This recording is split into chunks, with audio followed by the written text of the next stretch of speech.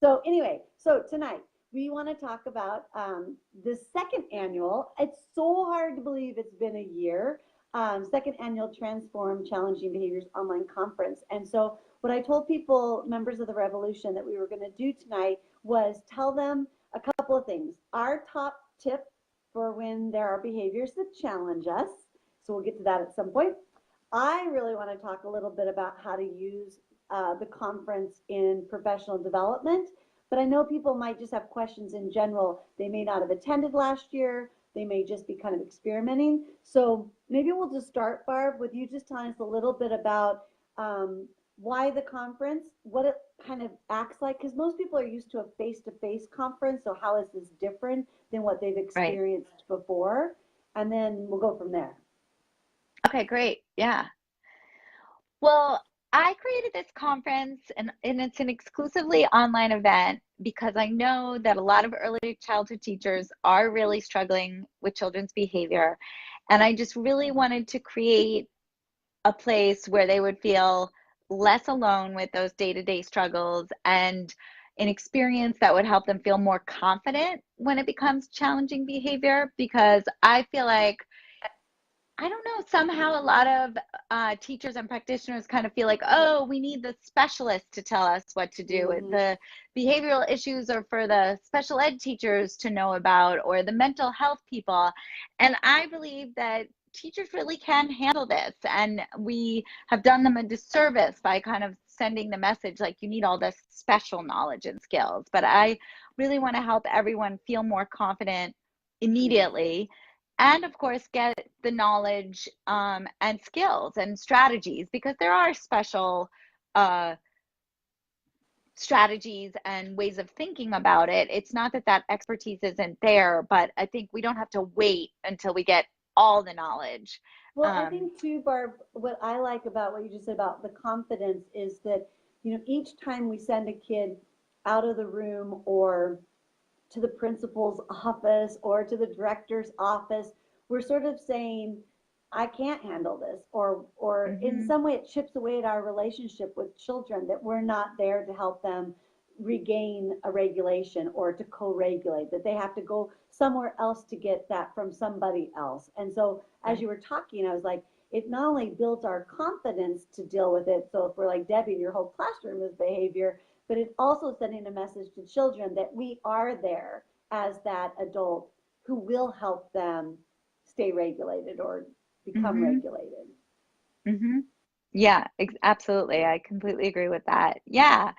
So that's kind of my vision of what I want, where I want people to land by participating in the conference. And so in order to try to make that happen, I invited, this year it's 25 speakers to talk with me. And so basically the way it works is you sign up and then you get just with your first name and email, and then you get access to 21 sessions. Some sessions are, we have like a team of 3 who are co-authors presenting on trauma-informed practices. We have a session on gender diversity, which you might not always think of the child's gender being related to their behavior, but it could be. And so I have 2 people speaking on that, and a couple of other pairs, like last year, you and Barb did it together. So, but it'll be 21 sessions over the course of 7 days. And the way it works is I send out an email every morning during the days of the conference, which is April 3rd through 9th. And then you'll get a link to the 3 videos of the day. So we'll watch 3 videos, or as many as you can, per day for 7 days. So that's where you get the 21 total. Yeah. So a couple of things. Ashley, thank you. Put the link in the chat in the thread here in Facebook for you to register. It is completely free. It's sort of, to me, like Netflix binging, because it's like a week of everything social emotional, everything about behavior, everything. But what I love is the variety. And also just to say to yourself, I may not make every one of them. I maybe only make one of 21 or one of 25 or what it ends up being. But by registering now, people then get to see the lineup, right? So they get to see which day is which topic. And if they come to your Facebook group as a registrant, they get all of those little preview videos to know. Like I was listening to Karen's yesterday, I think it was yesterday, and this is a fabulous idea. This is not my tip for the night, but this is what I learned from her. How long are those trailers? Like They're all 90 just seconds? 1 or 2 minutes. Yeah, 1 or 2 minutes.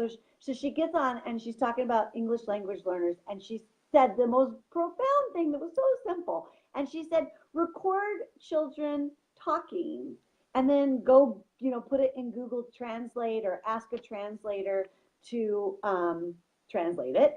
And instead of like deciding what you're going to say to children or what you're going to ask children or whatever, find out what they're super excited about talking about, and then prepare yourself to engage in play and to support them. And I had just like, duh, relationships are the active ingredient. And here I am thinking about English language learners, how can they understand me? But just to record children's conversations, voice, talking, to learn what they're interested in was like so powerful. And that was in 90 seconds. Yeah.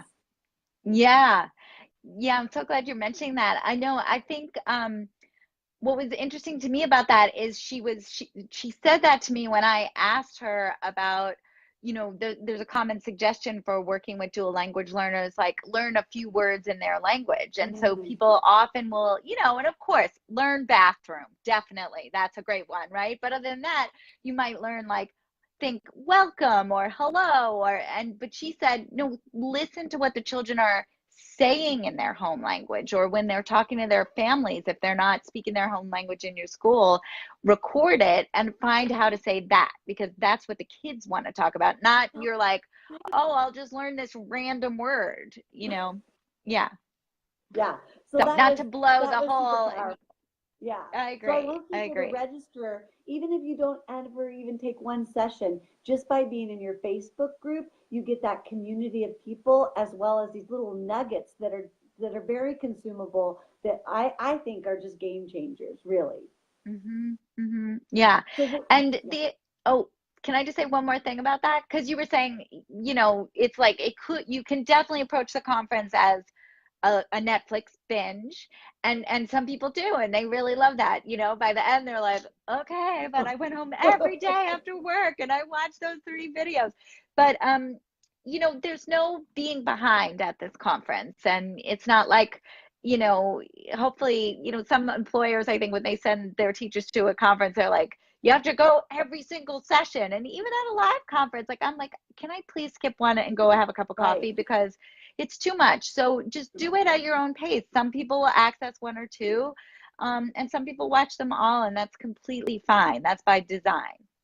Yeah, no, I love that, because I am with you. Sometimes you just need to process it, but that's also what's great about the Facebook group, is you can come back and share with other people what you gained from it, or what you maybe didn't understand. And then a lot of the speakers also share out in that Facebook space, answer questions, elaborate, provide more things. So I just really want to encourage people to register, even if you're going to be on spring break, even if you're not sure how you might use it. By registering, you know who's presenting, when they're presenting, and you gain access to a closed Facebook group that goes on and on to kind of wrap around. Okay, so we'll come back, and if anybody that's watching has a question, feel free to just put it in the chat. Ashley and I are both monitoring that, but I wanted to make sure before I go too long, because you guys that listen to my podcast know that it just goes on, and people have lives, Barb included. If you have questions about the conference, let us know. I'll circle back to make sure if Barb thinks there's something else you really need to know. But right now, we just want you to get registered, figure out the lineup, and she's got great materials that explain how things get dripped to you, how to access them, all of that. So you don't have to kind of commit it to memory tonight. So let's talk about, Barb, our favorite tip for dealing with behaviors that challenge us, whether it's something we learned from somebody in one of the sessions, like I just kind of preluded to from Karen, or just your go-to every time. Yeah. Am I going to get in trouble if I do 2? I know. I've got like 20. It's so hard. I thought I had mine. What was that? I said I've got like 20, so you can have 2. Okay. I mean, I'll say one main one and then a little bonus kind of one. I think the biggest thing that I would say is I would really urge everyone to think about whether it's a child's behavior that they're struggling with, or if they feel like, oh, it's because the child's parent or family members aren't doing X, or whatever the thing is there. Think about, are you resisting the behavior and getting into that mindset of saying, oh, well, he shouldn't be doing this, or if the family just followed through at home and set some limits, this would be different. So where you're trying to insist that it shouldn't be happening, because I think you really can't help the child and the family and shift things from that place. That you really have to start by just accepting, like, this is part of the job of an early childhood teacher, and we're always going to have some percentage of children. So let's embrace that challenge. And I think just before you even get into the specifics of what you're going to do, to just make sure that you're embracing this part of your job. So that would be my main tip, I guess, or suggestion. And then the other thing I just want to add is that, because I feel like I don't hear this getting talked about a lot, and to me, it's always what makes a transformative difference, is if you have a child who's consistently exhibiting challenging behavior, to find a time when, at the beginning of your center time or early during drop off, before the behaviors are happening, to play with that child in child initiated play and really follow that child's lead, where you're not trying to get them to do anything. You're just simply making a connection with them through play, which is what really makes young children tick. And I have found sometimes when you do that, even if you do it, say during your center time and there were no behavior challenges during center time, your challenge was at a different time of day, you'll sometimes see a reduction in the behavior, the frequency at the other times of day. It's just, things just shift between you and that child oftentimes. Yeah. Oh, there's so many things in there. I just want to explore each one and talk about them. And I also want to sort of do one little pushback, because I was in Colorado last week and was with building principals that have a P3 or a P5 building. And there's so much gnashing of teeth and worrying about aggression right now, that kids are aggressive and kids are hurting other children. And so by district policy or by pressure of families or just their own at their wits' end, they're just suspending on expelling all of these kindergarten children. So as you think about reframing that really embracing it, how do you do it when people have the very first challenging behavior they think of is aggression? Is there anything you can think of? Well, I want to clarify. I'm not saying let the child be aggressive, right? That's not what I'm saying. What I'm saying is to approach it as, oh, Joshua, he seems really angry. He seems to really struggle at this time of day. What can I do to help and support him? As opposed to getting into, well, he has all these brothers and so they're always roughhousing, or he sees it at home, or I tell the parents and they don't do anything. And when you're doing all that, you're just getting focused on, what should be happening in this other fantasy that you have. And it's good to have that vision of oh, I'm collaborating with the family and but you're accepting reality and going from there, as opposed to saying, oh, this shouldn't be happening, because it is happening. But of course we're going to help him and work to reduce that aggression, or when it's happening, probably physically get in there to stop it. Right. No, that's super helpful, because it's so, Barb, our colleague Barb Avila, uses the word curious, and you use the word embrace. And I often use this term, the green zone or optimal learning. And sometimes when we use these kind of affirmative words or some of these more positive words, people sort of think that we've got rose-colored glasses on, that we don't understand the reality of being in a classroom with hashtag too many children, and somebody really is getting hurt. And so I think it's important that we keep saying, absolutely, safety first. Absolutely, you may have to intervene. Absolutely, we want prevention, but sometimes you have to do an intervention. But it's this idea that we approach it from a place of curiosity. We approach it from a place of being present and embracing the moment versus the woulda, shoulda, coulda, which is really rumination. Okay. All right. So then what's I was yours? saying, yeah, well, Oh, yeah. so it changed 8 times while you were talking. So I'm gonna, maybe my tip is a challenge of people while they go through the conference as much as it is a tip.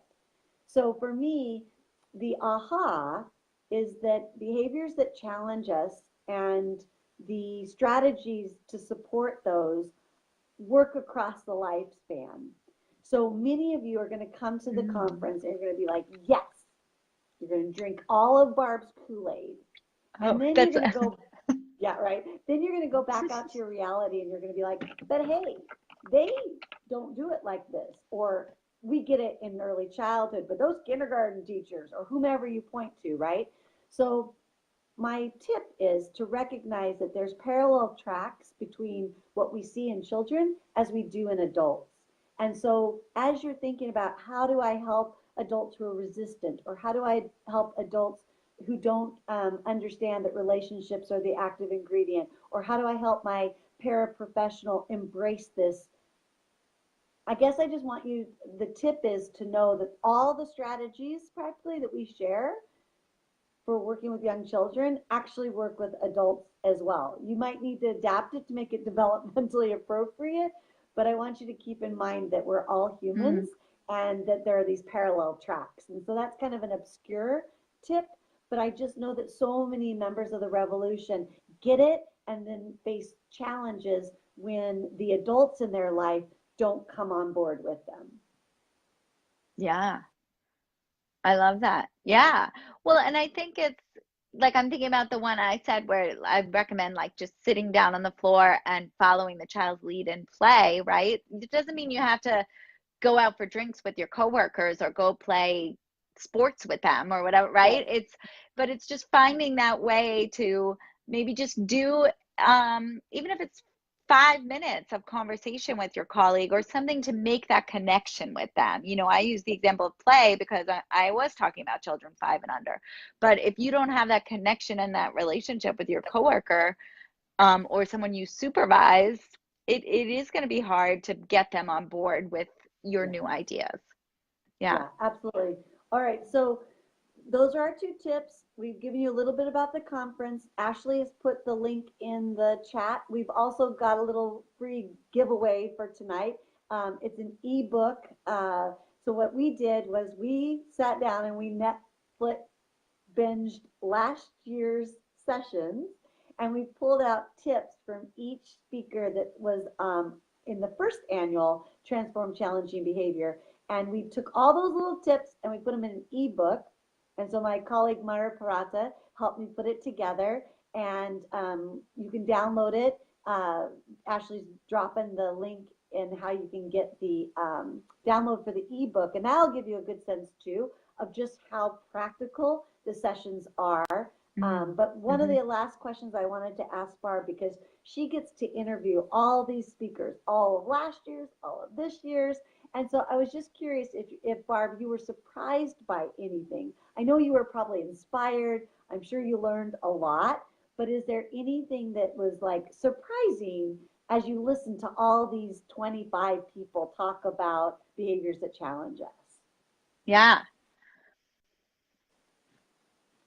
I have 2 of those also that come immediately to mind. I mean, one is so quick to share is just Ross Robinson from the Holistic Life Foundation. It's a nonprofit that does meditation and mindfulness with pre-K through grade 12. And he also works with adults. And he said that actually the pre-K students he works with are some of the ones who get and learn meditation the quickest of all the whole age range. So that was just really interesting. And if you think, oh, I can't do this with kids that young, Ross will definitely disagree with that. So that was like an aha for me. Okay. And then the other thing that I was like, how did I not know about this is Mara McEwin has a children's theater company in New York City. And I actually got to study her working with preschoolers doing creative drama and storytelling for my dissertation research. So, you know, I know Mara's work fairly well, and we've stayed in touch. That was 10 years ago.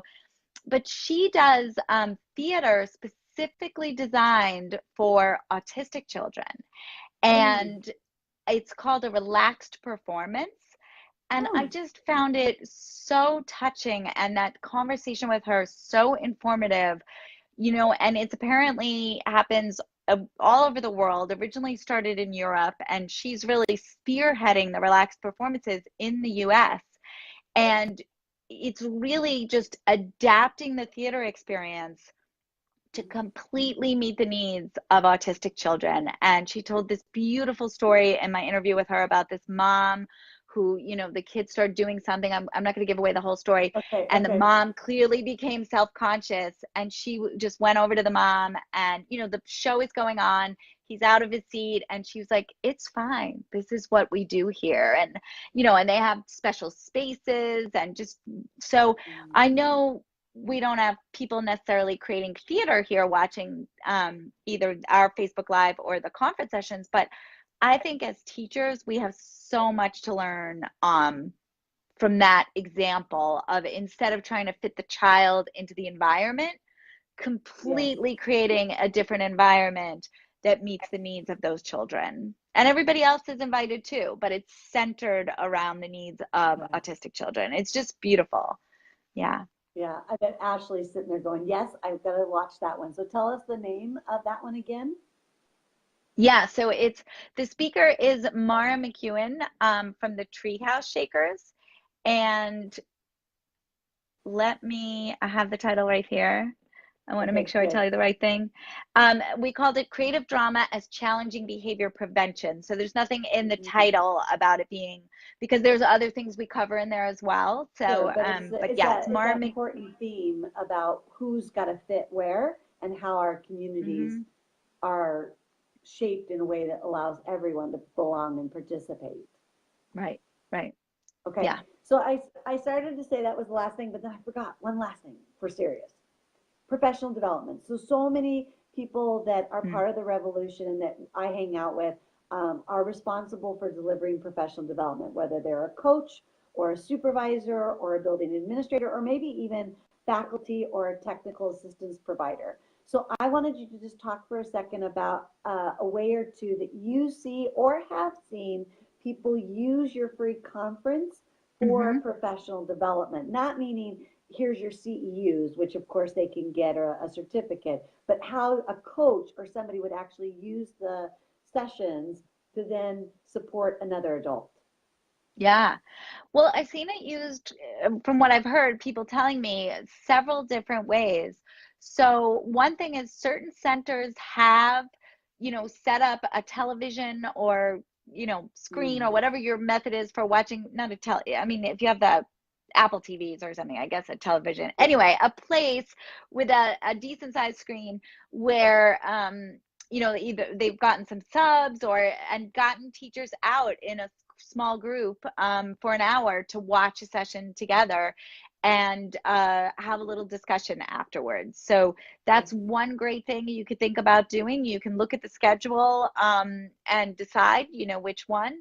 The other thing is, if you watch something in the morning and you're like, oh, this would be good for so-and-so, you know, they can just watch it individually, or everybody can sign up, and everybody does need to sign up individually, and then people can just watch the sessions that meet their specific professional development needs, because maybe somebody does have those dual language learners and wants to prioritize watching that session, whereas, you know, we have a session on puppets, and maybe somebody's like, oh, I could really use that to enhance my circle time, and someone else has children with autism in their session and wants to prioritize the session that I just mentioned with Mara, right? So you could either do it as a group based on your ability to get people out of ratio, or do it based on individual interests and or professional development needs. Does that answer your question?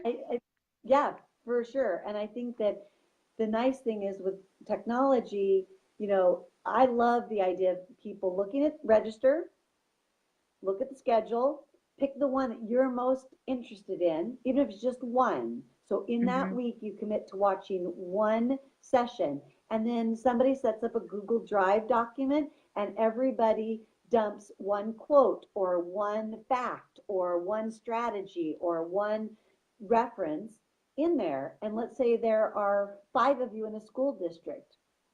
Let's say there's 25 of you in a agency.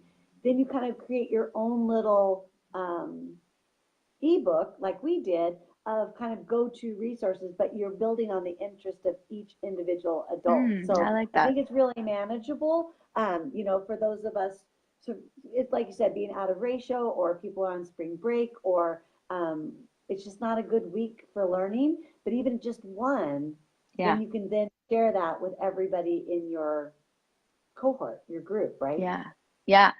Can I share 2 quick thoughts about that? Yeah, let's do it. Okay. Well, one thing is I should have mentioned too, you do get a free workbook every day of the conference with questions for reflection and to help you integrate what you're learning. So that's something you can certainly do on your own. But if you are able to gather with one or more colleagues to do, if you're you want to facilitate a short professional development, you don't have to come up with, oh, what am I going to do? And you can just use those questions that we've created for you in the workbook. So I want to make sure folks know that. And then the other thing is, several of the speakers last year and this year have said that actually the brain research shows that you learn best, children and adults, when moving physically. So if you're super busy, pop in your headset. It's kind of like a podcast, but with video. Most of them you can get away without watching the video part.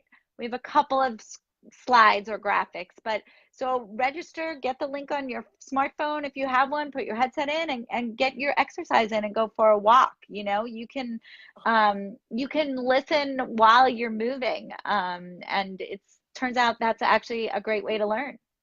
Yeah, I love that. And I think, just to build on it, if people have a long commute, so even if they are going on spring break, so I think just the best thing we can say as we close this out, everybody, is to make sure you register because it's free.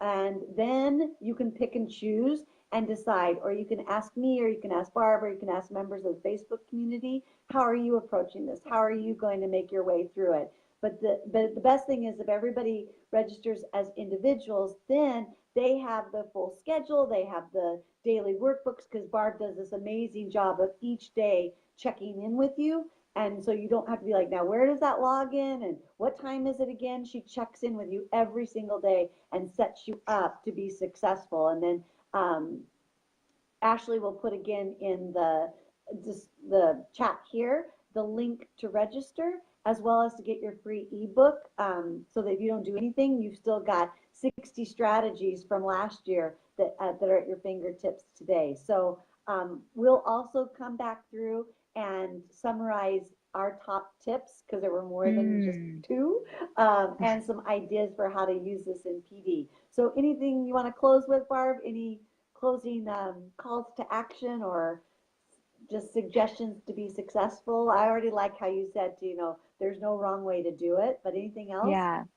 Yeah, I think just to, I would love to invite everyone to register and just check it out, and see if it seems like it's right for you, if you seem like you want to watch, 10 minutes of 3 of them, or one whole one, or all 21. There's really, I took an online program once, and the teacher said in the beginning, there's no wrong way to do this. There's no being behind. And it just really freed me up. So that's what I do like to tell everyone. Yeah. And hey, Ashley, the H in the HTTPS is missing. So drop it in the chat again. And hey, Hattie from Alaska, this is definitely for pre-service and in-service. So definitely encourage your students to register, and then, maybe give extra credit or build it into their practicum that they share out with their cooperating teacher, something that they've learned or that they want to try out. So definitely for pre-service and in-service, it's well worth the free investment. I was going to say worth the investment, but it's free. So maybe it's time, but no being behind. It's all there in any way that you want to consume it. And then, yay, Hattie's going to build it into a cycle. Wonderful. reach out if you need any ideas from us. Hattie would be happy to help support you. So that goes for all members of the revolution. So Barb, thank you for creating this for a second year running. I can't wait till more members of the revolution know about it, and look forward to hearing what they have to say. And then I'll join you on Facebook in a couple of weeks as we kick off the night before the conference. Yeah, right. So if folks want to get in the Facebook group, they'll also get a little bonus session with Kristie. So that's great. Yeah. All right. Thank you Okay. so much. Thank Okay, see ya. you for having me. Bye. Bye-bye.